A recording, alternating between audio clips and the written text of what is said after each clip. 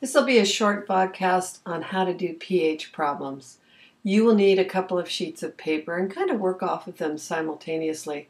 One of them looks like this, Acids and Bases Star Review, so please locate that sheet.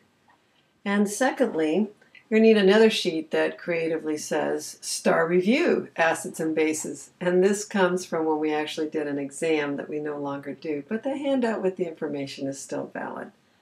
Now, having located those two, we'll kind of be working back and forth. Some of the information is pre-printed, some things you should fill in. But we will then practice with a worksheet after you see how simple it is to do pH problems. So, what is pH? It depends upon something called the ion product constant for water. When you look inside water, you can see that it's not all water molecules. Every 2 billion molecules or so, Pasteur field division, shows up some, what they say hydrogen, but is really called hydronium, and hydroxide ions. Let's get that cleared up right away. This is the more modern way. What will happen is one water accepts a hydrogen to become H3O. This water acted as a acid donating the hydrogen, and it becomes hydroxide.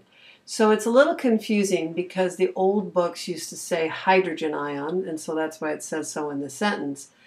But really a hydrogen ion is just a proton and can't really exist as this free floating thing around in the solution.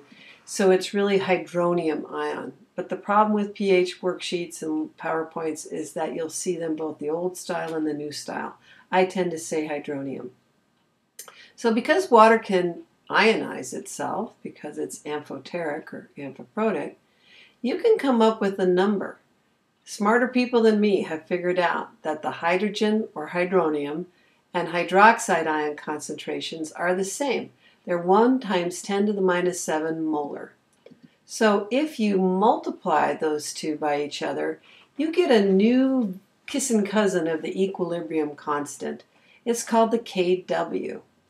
If you substitute the values in for this ion product constant for water, you can see that it equals a number that does not change, 1 × 10⁻⁴. Hence the name, it's a constant. I hope that number 14 looks familiar to you. We're talking pH. Okay, so you can also find that no matter what the concentrations of hydrogen and hydroxide in any kind of solution, when you multiply them, they always equal 1 × 10⁻⁴. So let's take a look at that on the other worksheet. As a review, you can see that in pure water, the hydronium, and now I've written it correctly, is 1 × 10⁻⁷, and so is the hydroxide. They're inversely proportional to each other in solutions that are not neutral, not pure water. So for example, if the hydronium increases in concentration, then hydroxide decreases. And the reverse is true. If hydronium increases, then hydroxide has to decrease. Don't forget, these brackets stand for molar concentration of. But the bottom line is, hydronium times hydroxide always equals 1 × 10⁻⁴. It has a name, the ion product constant for water. Here's its symbol, Kw. It's a kind of an equilibrium constant, and hopefully you've seen that forms the basis of the pH scale with which you may already be familiar. In an acidic solution, the hydronium ion concentration is greater than the hydroxide. If it's a basic or alkaline solution, hydronium ions are less concentrated than hydroxide. And of course, in a neutral solution, they equal each other. So chemists said, let's make up a scale that's based upon that number. People don't like tiny numbers, 10 to the negative numbers, and it's hard to comprehend numbers that go 0.0000 something. So let's make the number positive, and let's make it not an exponent, but an actual value by taking the negative log of the hydronium ion concentration. You know that a log is whatever power to which 10 has to be raised. So for example, if you had 1 × 10⁻⁷ as the concentration of your hydronium ion, you take the negative of -7, or 7. Now you know why the pH scale has 7 as its neutral point. Now, we use this pH or POH, power of the hydrogen or hydronium, and power of the hydroxide, as a way to measure how acid or alkaline, that's another word for basic, a solution is. Now we know why pH of 7 is neutral. But pHs of less than 7 are acidic, because remember, the smaller a negative exponent gets, the more concentrated a solution would be. So a 0.1 molar, or 10 to the minus 1 of an acid, is a greater concentration than 0.01. 10 to the negative 1 is a larger number than 10 to the minus 7. So that's a little trippy, you got to get used to that. Of course, pHs greater than 7 are alkaline, or basic. So here is a common pH scale. Hot colors are used to indicate anything that's acidic. Cool colors typically indicate things that are alkaline. The interesting thing about a pH scale, and sometimes it'll go left to right, 0 to 14. In truth, the pH scale is open-ended, but you want to ask me about that later. I'll be happy to explain it. But smaller numbers, over here on the far right, are the stronger acids. And the biggest numbers, over on the far left, are the strongest bases. As you approach the middle, just to the left of 7 is sort of alkaline, like human blood. And just to the right, slightly acidic, is milk, for example, because it has lactic acid in it. So the ends of the scale are where the strong acids and bases are. Now, here's another way to represent that. See why we don't want to write all these zeros? And each time you go up a point on the pH scale, it increases by a power of 10. And that's what a logarithmic scale is. It's used for really huge numbers, like the energy released in an earthquake, or tiny numbers, like the concentration of hydronium ions. And that's kind of cool, because when you look at it, hey, if my hydronium is 0.1 molar, expressed as an exponent, it's 10 to the negative 1. Negative of negative 1 is 1. So pH is 1. The pH will be 2 because you have 1 times 10 to the minus 2. Negative of negative 2 is 2, and so on.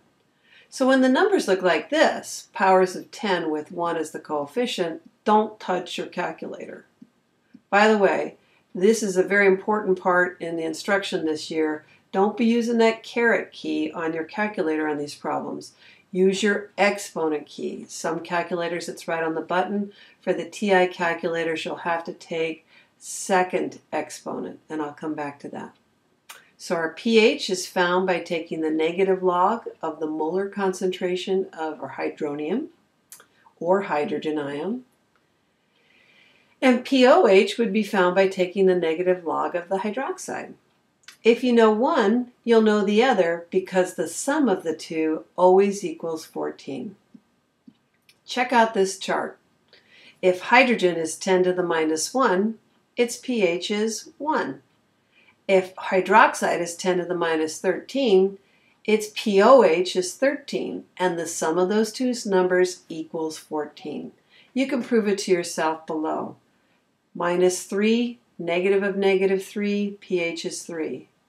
10 to the minus 11, the POH is 11. 3 plus 11 is 14.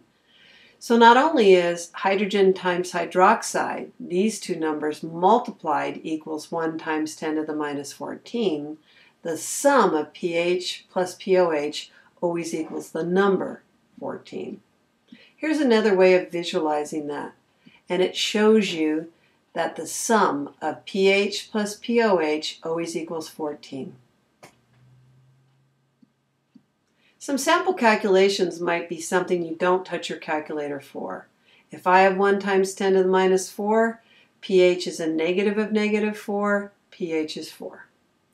If I knew pH, 14 minus 4 equals 10, I got the POH. Can't get any simpler than that. If the hydronium ion or hydrogen is not a number that's 1 times 10 to the minus 9, don't get freaked out. You go the negative, and this is how I would input it into my calculator. I hit negative sign.